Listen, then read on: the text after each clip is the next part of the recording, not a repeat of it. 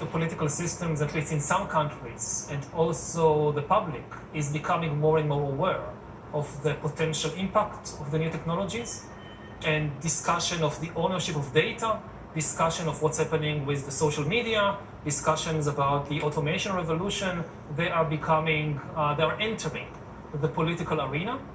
Maybe not enough, because the time we have to deal with these issues is very short, but there are positive signs that people are noticing that this is very important and this should be a major issue in the political debates.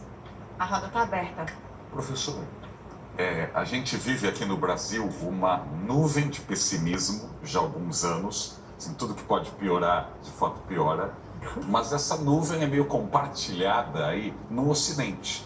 Estados Unidos, Europa, é muito normal. Quanto mais informado você é, mais pessimista. Mas na Ásia, por enquanto, essa situação é bem diferente.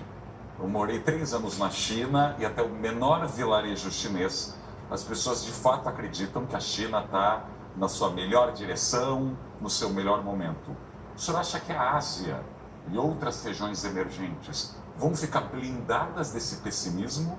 Ou o senhor vê esse mesmo mal-estar com tecnologia, com o futuro do emprego, chegando na Ásia? I think that the division, say, between Asia and the West is not the right division. There are countries in both areas which will benefit from the coming technological revolutions, and there are countries in both areas which will lose a lot.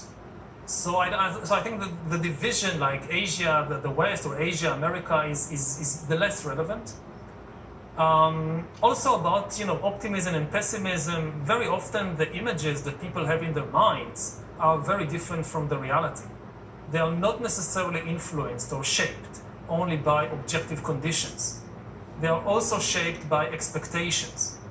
Now, what we have been seeing throughout history, and especially in the last few generations, is that the objective conditions of most humans have improved dramatically. Even in countries like Brazil, if you think about the last 30 years or 50 years, there are so many problems, but yet, from an objective perspective, there has been great progress over the last few decades. Nevertheless, the feeling of people, how satisfied they are, doesn't depend on the objective conditions. It depends on their expectations. And we have seen it throughout history that when conditions improve, expectations increase. And therefore, very often, even when conditions improve, people become more dissatisfied. Como no Chile, por exemplo. Because the gap between the rise in condition and the rise in expectations is becoming bigger. And very often it happens that after a period of, you have a period of growth, and then people have lots and lots of more and more expectations, and no growth is forever. Not in Brazil, not in Japan, not in China. And then when you hit a break, the gap, your expectations continue to inflate, but the conditions no longer improve, or no longer improve so fast, and then there is a crisis. And if you look also at China, China has had a very good period economically since the late 1970s. For 40 years, the Chinese model have worked very well economically, but it never had to deal with a serious crisis.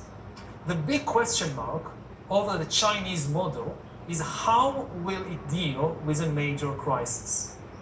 If you look at the American model, so the great advantage of the American model, even today, compared with China, is that the American model is much older and it has managed to survive and overcome and improve itself through several cycles of crisis and regeneration.